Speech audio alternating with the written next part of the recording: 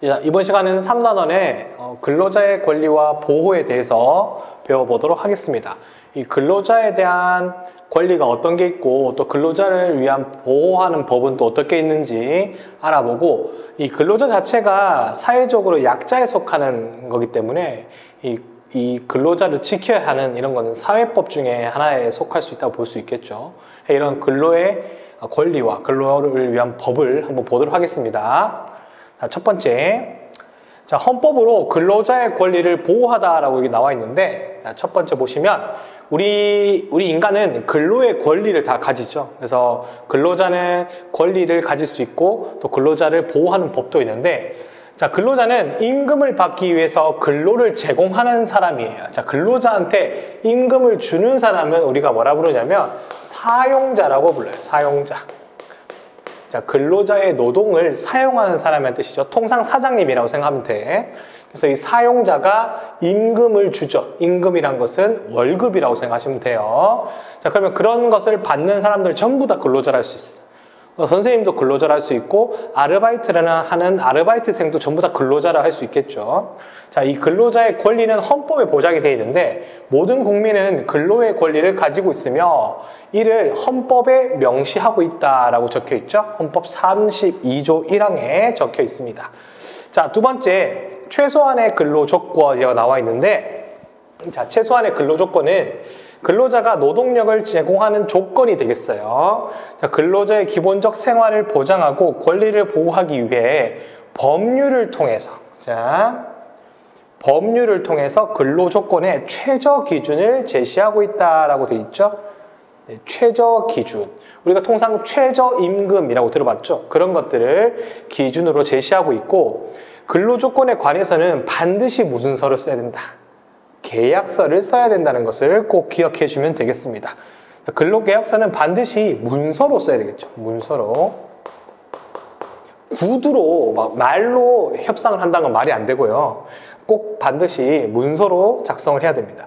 근로조건은 법률이 정한 기준보다는 낮아서는 안 되겠죠. 근로조건이라고 하는 거는 어떤 것들이 있을 수 있죠? 임금이나 근로시간 같은 것들이 되겠죠. 근로시간을 너무 많이 하면 안 되고 또 월급을 또 적게 주면 안 된다, 이런 뜻이 되겠죠. 이렇게 해서 최소한의 근로조건에 대해서 우리가 알아봤고, 두 번째 내용으로 넘어가 보도록 하겠습니다. 최저임금 제도라고 돼 있는데, 지금 최저임금은 올해 기준으로 9,800원 정도 되죠. 근데 10,000원이 아직 안 되고 있습니다. 최저임금은 반드시 1시간당 그 정도의 금액을 줘야 된다는 뜻이에요. 최저임금제는 어떤 제도인가요? 임금의 최저 수준을 보장하도록 법률로서 정한 근로자를 보호하는 제도다. 따라서 사용자는 이 법을 준수하여 근로자에게 최저임금 이상의 임금을 지급해야 된다. 이게 어른이든지 청소년 아르바이트생이든지 다 똑같습니다. 전부 다 최저임금보다는 높게 줘야 된다는 뜻이 되겠습니다. 최저임금은 누가 정하나요? 라고 되어 있는데, 세 분야로 나눠서 정하거든요. 근로자위원 9명. 쉽게 말하면 직접 노동을 하는 노동자들을 대표하는 사람들이 있겠죠. 사용자위원 9명. 사장님들이 내용이 되겠죠.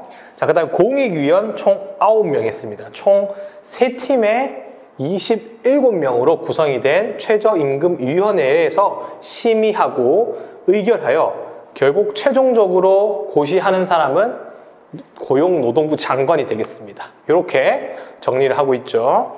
그러면 근로자위원 쪽에서는 아무래도 최저임금을 조금 더 높이고 싶어 할 거고, 사용자위원회에서는 최저임금을 좀 동결하거나 아니면 좀 낮추고 싶어 하겠죠. 최근에 이제 물가 인상이나 이런 것들을 봐서 더 낮추는 건 말이 안 되고, 또 동결할 것인가 조금 인상할 것인가 이런 논의가 많았을 겁니다. 최저임금에 대해서는 이렇게 설명을 드렸고, 헌법으로 근로자의 권리를 보호하다 돼 있죠. 이제 근로자의 권리에 대해서 배워봤고, 이제 근로자들을 보호하는 법을 배우되겠습니다. 헌법 제33조 노동 3권이라고 돼 있는데, 노동자들에 대한 권리를 보장하는 법이라고 생각하시면 돼요. 첫 번째는 단결권입니다. 단결이라는 게 뭐 하는 거지? 뭉치는 거죠.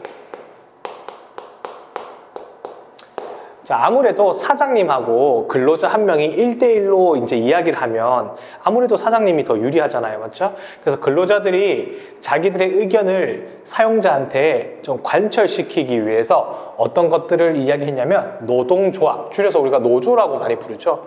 이런 노동조합 같은 것들을 뭐 할 수 있는, 만들 수 있는 권리를 줘야 된다 이 뜻입니다. 단체를 결성할 수 있다 해서 단결권이라 부르게 되겠죠. 자, 두 번째는 이제 단체를 만들었으니까 그 단체에서 사장님, 사용자들하고 협상을 해야 되겠죠. 그래서 그 단체가 협상할 수 있는 권리라고 해서 단체 무슨 권이라고 부른다? 교섭권이라고 부른다. 교섭권이라는 것은 협상을 하는 뜻이 되겠죠. 자, 이 노동조합을 통해서 사용자와 근로 조건을 뭐 할 수 있는 거? 합의할 수 있는 겁니다. 근로 조건은 이제 근로 시간, 또 근로에 대한 임금 수준. 자, 우리가 이번에 우리 회사가 내가 노동을 많이 해서 잘해서 우리 노동조합이 열심히 일을 해서 회사의 매출이 많이 올랐다, 회사의 이익이 많이 올랐다, 그러면 그만큼 노동자들한테 월급을 더 올려달라, 아니면 노동시간을 줄여달라, 이런 걸 요구할 수 있게 되는 거죠. 그걸 요구할 수 있는 권한이 단체 교섭입니다. 자, 이제 교섭을 하는데 사용자가 월급 올려줄 수 없다, 그리고 일은 지금만큼 많이 해야 된다 라고 주장하면 이 노동조합에서는 자기들이 불리한 요구니까 이것을 사용자한테 어필하기 위해서 일을 파업을 한다거나 아니면 일을 조금만 하는 태업 같은 것들을 진행해서 압박을 하는 거죠.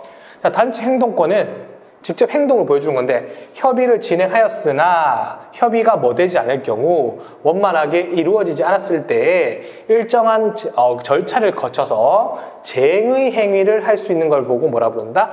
단체 행동권이라 부릅니다. 이 쟁의 행동은 투쟁한다는 뜻이거든요. 싸운다, 투쟁한다 이런 뜻이야. 그래서 대표적으로 일을 하지 않고 쉬는 걸 보고 파업이라고 부르겠죠. 노동자들이 일을 하러 오지 않는 거야. 그러면 이제 회사 입장에서도 당황스럽겠죠. 두 번째는 출근을 하는데 일을 완벽하게 하지 않는 거, 그런 걸 보고 태업이라고 불러요. 태업.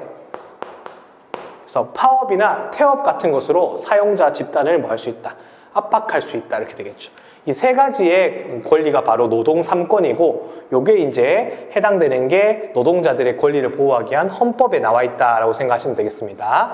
다시 단체를 만드는 거, 단결권. 만들어진 단체로 사용자들한테 이제 협의할 수 있는 거, 협상하는 거, 단체 교섭권. 협상이 안 됐을 때 행동으로, 파업이나 태업의 쟁의 활동으로 보여주는 게 단체 행동권, 이렇게 생각하시면 되겠습니다. 자, 그러면 우리가 지금은 학생이니까 이 청소년과 관련된 청소년한테 포함되는 근로기준법은 어떤 게 있는지 한번 보도록 합시다. 자, 청소년 아르바이트 10계명이라고 해서 우리 교재에 나와 있을 거예요. 그 교재를 확인하시면 됩니다. 자, 첫 번째, 만 15세 이상이 돼야 근로가 가능합니다. 우리가 이런 사람들을 보고 연소 근로자라고 불러요. 연소 근로자. 연소 근로자. 15세에서 18세 사이라고 생각하시면 돼요. 자, 이 친구들은 부모님의 동의서와 나이를 알 수 있는 증명서가 필요하다 되어 있는데, 반드시 일을 하기 위해서는 부모님의 동의서가 필요하다는 걸 잘 기억하면 되겠죠. 그리고 세 번째, 반드시 근로계약서를 써야 됩니다. 근로계약서는 앞에서도 이야기했지만 반드시 문서로 써야 돼요. 본인이 직접 쓰는 거죠. 다음 4번, 성인과 동일한 최저임금을 받습니다. 최저임금 나이 어리다고 80% 적게 주고 그런 건 없어요. 자, 5번, 하루에 7시간, 일주일에 40시간 이상은 일을 할 수 없다 돼 있죠. 자, 하루에 7시간이면 5일이면 몇 시간이죠? 35시간이죠. 5시간은 협의해서 조금의 일을 더 할 수 있는데, 자, 비교했을 때 어른들은 8시간이에요. 어른들은. 그래서 8시간이고, 그 다음에 40시간 이상 어른들은 할 수 있죠. 어른들은 최대 52시간 할 수 있습니다. 주당 52시간, 이걸 비교하는 문제고, 6번 휴일에 일하거나 또 내 근무 시간이 넘어서 초과적으로 근무를 했을 때는 원래 월급의 50%를 더 줘야 됩니다. 내가 추가로 더 근무를 하면 추가 근무 금액의 50%를 더 받는 거죠.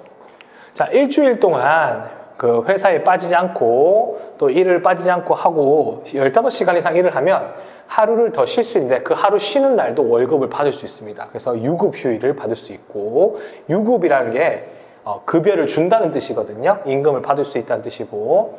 8번 청소년은 위험한 일이나 유해업종의 일을 할 수는 없고 일을 하다가 다치면 산업재해 보상보험으로 치료를 다 받을 수 있습니다. 그리고 마지막 상담은 1644-3119로 받을 수가 있겠죠. 자, 여기 바로 청소년 아르바이트 10계명입니다. 우리 청소년 아르바이트 요거 잘 기억하고 또 우리가 또 기억해야 될 게 근로기준법은 기본적으로 4시간을 일하면 30분을 휴게 시간을 줘야 됩니다. 휴게 시간. 그러니까 4시간 일하면 30분 쉬는 거죠. 그럼 8시간 일하면 1시간을 쉬는 시간을 줘야 됩니다. 그 쉬는 시간을 뭐 점심시간 이런 걸로 많이 활용하죠. 근데 청소년은 4시간 마찬가지로 30분 똑같이 적용이 됩니다. 그래서 4시간을 일하면 30분을 쉬게 해줘야 된다. 근데 어른들은 8시간 일하기 때문에 하루에 8시간 일하고 1시간을 쉬어서 총 9시간 동안 근무를 하는 거죠. 어찌 보면 근무가 아니지만 시간은. 자, 이렇게 정리를 하면 청소년 아르바이트 10계명에서 근로기준법까지 설명을 해드렸습니다. 자, 그럼 다음 내용을 보면 우리가 노동권이 이렇게 보장이 돼야 되는데 결국은 보장이 안 되고 침해되는 경우가 있거든요. 그 침해되었을 때는 어떻게 보장을 받는가 2가지 사례로 나누어서 학습해 보도록 하겠습니다. 자, 노동권이 침해됐을 때 어떻게 하는가? 자, 첫 번째 노동권 침해 현상은 바로 부당해고라는 게 있어요. 자, 말 그대로 해고라는 것은 회사에서 그만두게 하는 게 해고인데 그거를 부당한 이유를 가지고 나를 해고시키면 부당해고라고 부릅니다. 자, 정당한 해고 사유가 없거나 합리적이고 공정한 기준을 따르지 않고 해고하는 것입니다. 당신 나가세요. 당신은 그냥 며칠 동안 회사에 안 나왔으니까 그냥 회사를 안 다닌 거라고 생각하고 저희가 그만두겠습니다. 뭐 이런 내용들. 또 당신은 뭐 결혼한다고요? 결혼하면 그냥 신혼여행 갔다가 이제 회사 나오지 마세요. 뭐 이런 것들이 바로 말도 안 되는 이유의 해고가 되겠죠. 그거 바로 부당해고라고 부릅니다. 자, 이 부당해고는 어떻게 구제를 받을 수 있는가 하면 노동위원회에 구제를 신청할 수 있습니다. 자, 첫 번째는 노동위원회에 뭘 신청할 수 있다? 구제를 신청할 수 있다. 이 노동위원회는 지방노동위원회가 있고 또 지방노동위원회에서 중앙노동위원회가 있거든요. 자, 여기에 우리의 이런 상황을 요구하면 구제해달라고 하면 이 노동위원회가 나서는 거죠. 그래서 이 사용자들한테 압박을 하겠죠.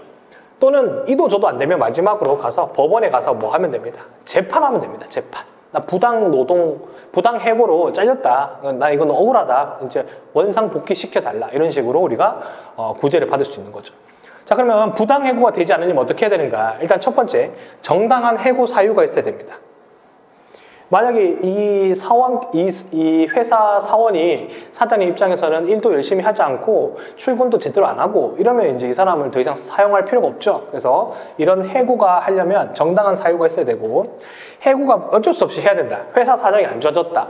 이런 경우는 회사의 사원을 잘라야 되거든요. 어쩔 수 없이 회사를 살리려면. 그러면 이 사람을 합당하게 해고를 하려면 어떻게 해야 되냐? 합리적이고 공정한 기준을 따라야 한다. 또 이게 제일 중요한 거죠.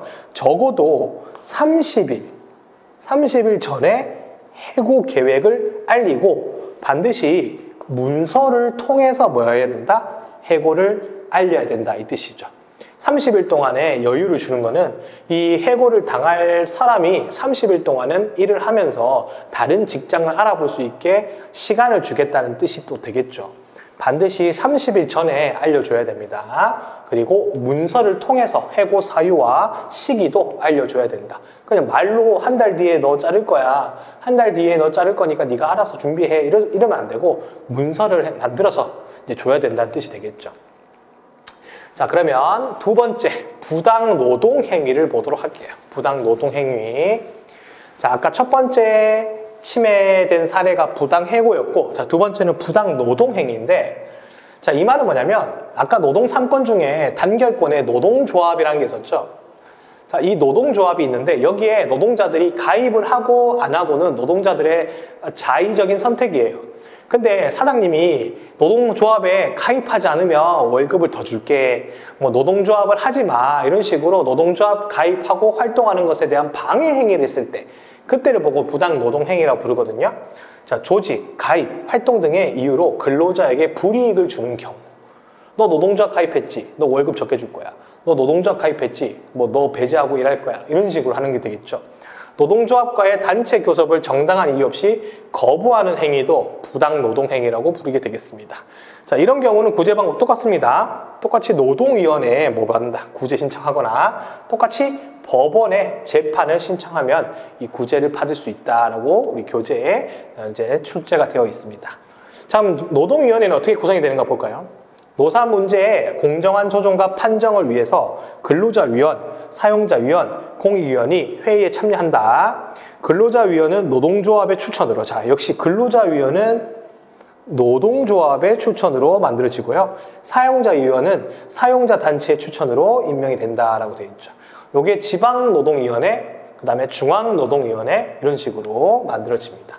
그래서 이렇게 진행을 해서 최대한 노동자들의 권리를 보호해주기 위해서 이렇게 우리나라에서는 법적으로 제도를 만들어내고 있습니다. 첫 번째가 부당해고, 두 번째가 부당노동행위라는 걸 잘 기억하면 되겠죠. 자, 이제 마지막 예시를 보면서 마무리를 해보도록 하겠습니다. 자, 가 예시를 보니까 부장님 한 달 후에 결혼합니다. 결혼할 거면 회사를 그만두세요. 자, 결혼할 거면 회사를 그만두라는 말도 안 되는 이유를 제시하고 있죠. 그만두세요라고 했으니까 이건 당연히 무슨 해고다. 부당해고다.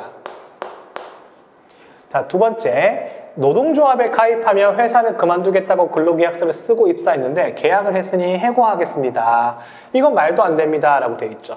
노동조합에 대한 내용을 이야기하고 있으니 이거는 부당노동행위가 되겠죠. 자, 그래서 이런 예시로 출제를 많이 하시고요. 그리고 이 부당해고와 부당노동행위를 구제받을 수 있는 방법은 두 가지. 첫 번째가 노동위원회에 신고하는 거 있었고, 두 번째는 법원에 재판을 요청하는 방법이 있었습니다. 자, 이렇게 해서 우리가 정리를 3단원의 노동권에 대해서 정리를 해봤는데 여기까지 하면 총 1단원의 내용이 마무리가 됩니다. 여기까지에 대한 내용 문제를 풀어주시고 다시 한번 영상으로 복습을 하시거나 공부를 하셔서 우리 이제 시험을 치는 그 사회 시험을 잘 준비해서 통과를 꼭 해주시기 바랍니다. 네, 수고 많으셨고 2단원에서 볼게요. 안녕.